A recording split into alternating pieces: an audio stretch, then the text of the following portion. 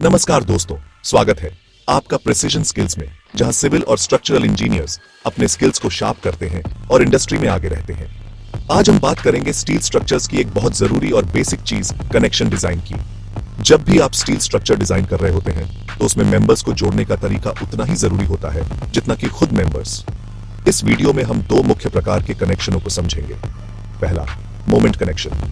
दूसरा, shear connection. हम देखेंगे ये कैसे काम करते हैं, कहां इस्तेमाल होते हैं और इन दोनों में क्या फर्क है, वो भी डिटेल डायग्राम्स और एक्सप्लेनेशन के साथ। तो चलिए शुरू करते हैं। स्टील डिजाइन में कनेक्शंस वो जॉइंट्स होते हैं जो पूरे स्ट्रक्चर को एक साथ बांध कर रखते हैं।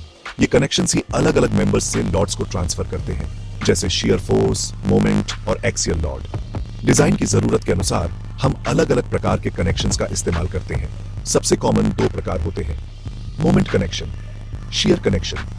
मोमेंट कनेक्शन, जिसे हम रिजिड कनेक्शन भी कहते हैं, ऐसे कनेक्शन होते हैं जो शियर फोर्स के साथ साथ बेंडिंग मोमेंट को भी ट्रांसफर करते हैं। इस कनेक्शन की खासियत होती है कि ये रोटेशन को रोकता है, यानी बीम और कॉलम के बीच का कोण लॉड आने पर भी बदलता नहीं है। ऐसे कनेक्शन बनाने के लिए आमतौर पर फ्लैंक प्लेट्स, स्टिफनर्स और फुल पेनिट्रेशन बेल्ट्स का इस्तेमाल किया जाता है। ये कनेक्शंस सिर्फ बीम के वेब से नहीं, बल्कि फ्लैंक्स को कॉलम से जोड़कर बनाए जाते हैं।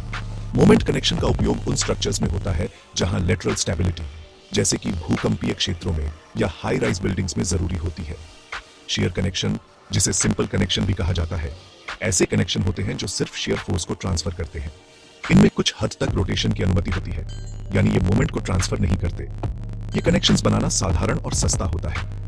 इनमें बीम के वेब पार्ट को कॉलम से जोड़ा जाता है, फ्लैंक को नहीं। ऐसे कनेक्शंस को हम बीम टू बीम या बीम टू कॉलम जॉइंट्स में इस्तेमाल करते हैं, खासकर उन फ्रेम्स में जहां लेटरल लॉड को ब्रेसेस या स्लैब डायाफ्राम्स द्वारा संभाला जाता है। चलिए इन दोनों कनेक्शंस को एक साथ तुलना करके समझते हैं। तो देखा आपने, सही कनेक्शन का चयन आपकी डिजाइन की आवश्यकता, सुरक्षा और बजट पर निर्भर करता है। तो दोस्तों, ये थी जानकारी मोमेंट कनेक्शन और शियर कनेक्शन के बारे में, जो किसी भी स्ट्रक्चरल इंजीनियर के लिए एक बेसिक लेकिन बेहद जरूरी टॉपिक है। सही कनेक्शन का चुनाव न सिर्फ स्ट्रक्चर की परफॉर्मेंस तय करता है, बल्कि उसकी लाइफ और सेफ्टी भी।